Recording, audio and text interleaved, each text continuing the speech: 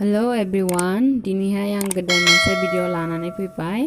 बेनो जाहैबाय पेरासिटामलनि फुल डिटेल्सनि बागै नायलांबाय थादो नोंथांमोना माबायदि जायो आरो आंनि भिडिअखौ नायनानै मोजां मोनदोंबा भिडिअखौ लाइक खालामदो, शेयार खालामदो आरो साबस्क्राइब खालामदो आरो बेल आइकनखौ प्रेस खालामदो जाहाथे आं गोदान भिडिअ आपल'ड होबानो नोंथांमोननिसिम थांग्रोनायनि नायलांबाय थादो भिडिअखौ।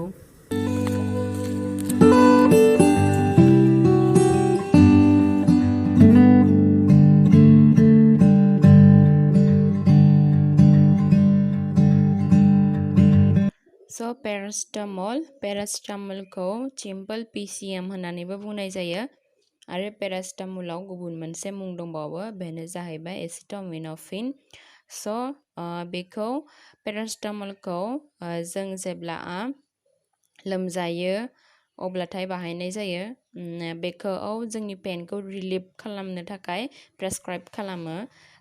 जों जेब्ला लोमजायो अब्लाबो बेखौ बाहायनाय जायो आरो गथ'फोरनि केसावहाय जुदि टेम्पारेचारा 38.5 सेल्सियास आरो 101.3 फारेनहाइट जाब्लाथाय पेरासिटामलखौ प्रेसक्राइब खालामो। आरो जेब्ला जोंनाव आर्टारिस पेइन माने आखाइ सानायखौनो आर्टारिस पेइन होननानै बुंनाय जायो। आखाइ सानाय, आथिं सानाय, जान्जि सानाय अब्लाथाय बेखौ इउज खालामजायो। आरो जेब्ला जोंनाव पिरियड जानानै पेन जायो अब्लाबो जों बेखौ बाहायो। बेयावहाय डाइसाइक्ल'माइन हाइड्र'क्ल'राइड आरो मेफेनेमिक एसिड थाखायो। बेखौ जाब्लाबो पिरियड जानाय समाव पेन जानाया हामो।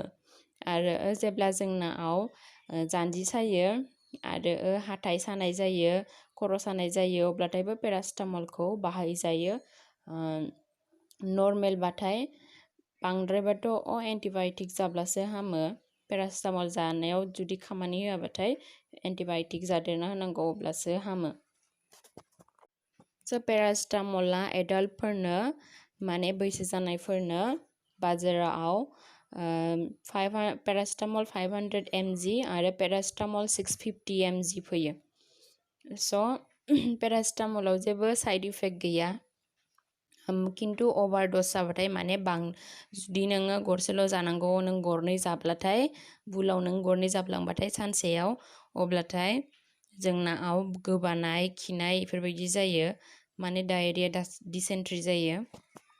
आरो गथ'फोरनो 6 months to 12 yearsनि थाखाय पेरासिटामल 120 mg फैयो। आरो बेयाव मोनसे वार्निं दङ, जुदि मालाब्ला गथ'आ 2 मासनि गाहायाव जुदि दंब्लाथाय, 1 माह जादोंबाथाय, 1 माह जानाय गथ'नो मालाबाबो पेरासिटामलखौ होनाङा। पेडियाट्रिकनिबाबो मालाबाबो होनाङा, मानोना बिल' 2 मान्थनि गथ'नो बेखौ मालाबाबो प्रेसक्राइब खालामा डक्टरफ्रा। डक्टरनाव देखायनांगौ लोमजाब्लाबो, ओरैनो आन्दाजै पेरासिटामलखौ जाहोग्रोनाङा। आरो गथ'फोरनि थाखाय एक्सट्रा मेडिसिन फैखायो, मालाबाबो गेदेरफोरनि मेडिसिनखौ जाहोनाङा। बिसनि बाख्लायाव पेडियाट्रिक होननाय थाखायो, अब्लासो बेखौ जाहोनांगौ। 1 to 18 एजबाबो बेखौ जाहोजायो आरो 15 to 18 बाथाय एसे कनसिडार जायो, माने गेदेरफोरनिखौबो जाहोजायो, खिन्थु हाफ जागोन इसनि द'सआ। माने गेदेरफ्रा गरसे टेब्लेटखौ जुदि नोङो खनसे जायोब्ला बिसोरनो मोनसे टेब्लेटखौ हाफ खालामनानै जाहोनांगोन, माने 2 times खालामनानै जाहोनांगोन। आं स्क्रिनाव होखागोन गथ'फोरनो माबायदि फैयो मेडिसिना, पेडियाट्रिक लिरनाया। मालाबा कनफिउस जाबाथाय मिथिनो मोननायनि नायनानै लाबानो जाबाय नोंथांमोना।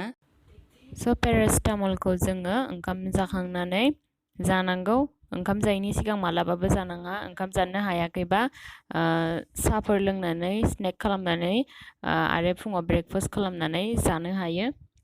मालाबाबो खालि पेट जानाङा, खर' साहोयो टेब्लेट बिदि ओंखाम जायालासिनो जाबाथाय।